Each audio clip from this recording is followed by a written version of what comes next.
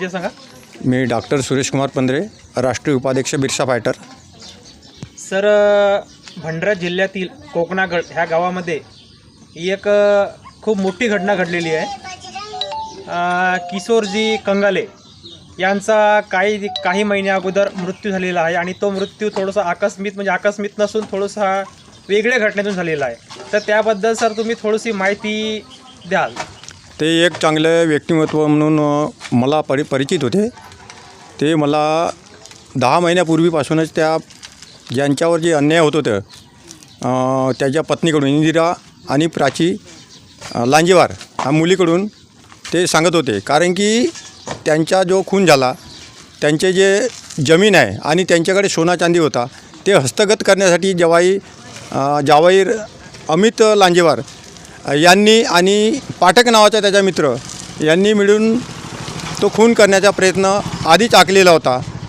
आणि त्यामुळे त्यांना मारपीट करणे, त्यांची हेटाळणी करणे, घरात राहू न देणे,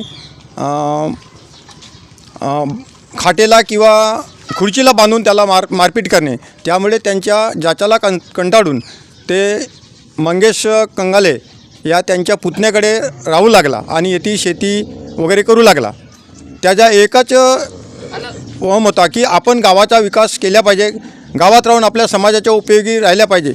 सेवानिवृत्त झाल्यानंतर त्यांनी गावाकडे लक्ष देण्याचा प्रयत्न केला, परंतु त्याच्या संपत्तीवर डोळा ठेवून त्यांच्या बोगस जवाई म्हणजे ते जातीत लग्न न करता त्या मुलींना जो जवाई निवड केला होता तो त्यांच्याच घातपाताला कारणी ठरला.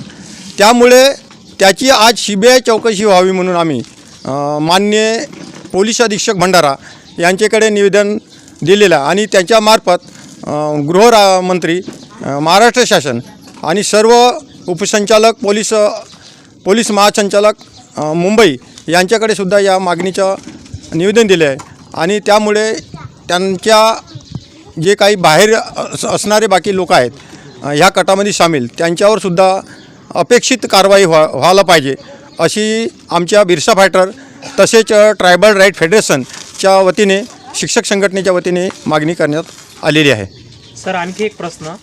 किशोरजी कंगाले सेवानिवृत्त होते आणि त्यांचा व्यक्तिमत्व सर खूप चांगला होता.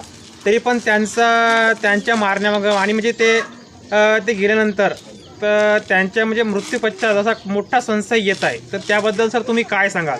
म्हणजे समोर कोणती चौकशी व्हावी आणि जे आरोपी आहेत त्यांना म्हणजे कोणती सजा व्हायला पाहिजे असं काय वाटतं? आरोपीला तर फाशी व्हायला पाहिजे, कारण की आरोपींना त्यांच्या मारण्यामागे एवढा मोठा कट केला. कारण की ते एक चांगली शरीर दृष्टीने चांगले होते, त्यांना BP शुगर वगैरे नव्हता. त्यामुळे एका माणसाला तर आरामशीर ते संहार करू शकत होते सर. परंतु कंगाले सरांना 2-3 लोकांनी अडवून त्यांना मारण्यात आला. परंतु मला माहितीनुसार सुनील भाऊ चौधरी यांच्याकडे फोन आला आणि ते मारपीट करत असताना त्यांना सांगितलं का माझा जावई आणि त्याच्या साथी मला मारत आहे. तेव्हा ते गोष्ट माहिती झाली आणि ते माहिती झाल्यानंतर ह्या कटाची सुनगुन लागली. परंतु 9 तारखेला तो मला साकोलीत भेटला सर. आणि 9 तारखेला साकोलीत भेटल्यानंतर त्यांना सांगितलं का असं मला करा.